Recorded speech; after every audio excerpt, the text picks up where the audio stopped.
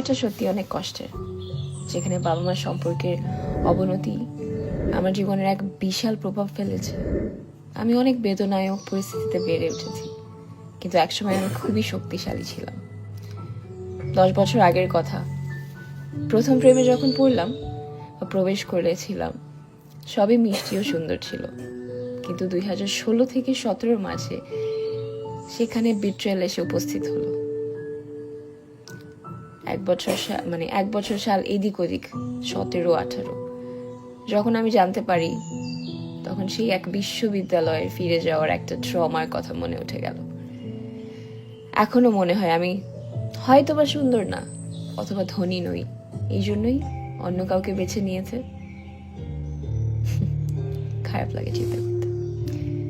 1 বছর পর থেকে 2023-24 পর্যন্ত আমি আবারও এক দীর্ঘ টক্সিক বিষাক্ত সম্পর্কের মধ্যে বন্দী ছিলাম। যাকে আমি সবচেয়ে বেশি ভালোবাসতে চেয়েছিলাম, সে তো আবারও একবার না, 2বার প্রতারণা করলো আমার সাথে। ওই একই আমি তার উপর নির্ভরশীল হয়ে ওই জায়গায় বসে রইলাম। আমার মানসিক অবস্থা আরো খারাপ হতে থাকলো, অবনতি করতে থাকলো মানসিক অবস্থার আমার।